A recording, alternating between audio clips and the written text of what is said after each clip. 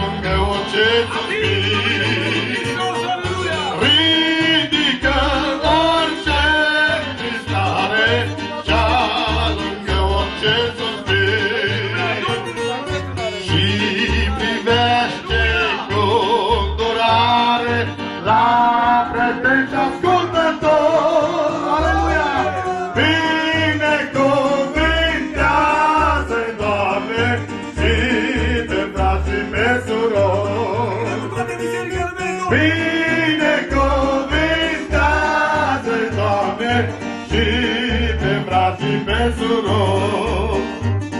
Iisus cel înviate astăzi printre noi, Iisus cel înviate astăzi printre noi, Iisus cel înviate astăzi printre noi, Iisus e astăzi printre noi.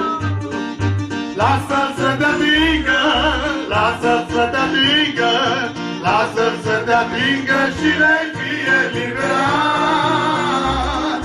Lasă-l să te atingă, lasă-l să te atingă, lasă-l să te atingă, vei fi binecuvântat.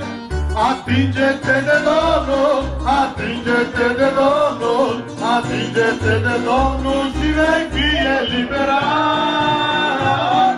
Atinge-te de Domnul, atinge-te de Domnul, atinge-te de Domnul, vei fi binecuvântat.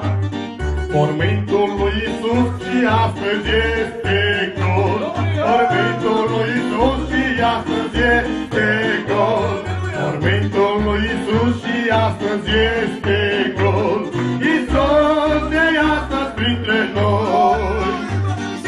Lasă-l să te atingă, lasă-l să te atingă, lasă-l să te atingă și vei fi eliberat.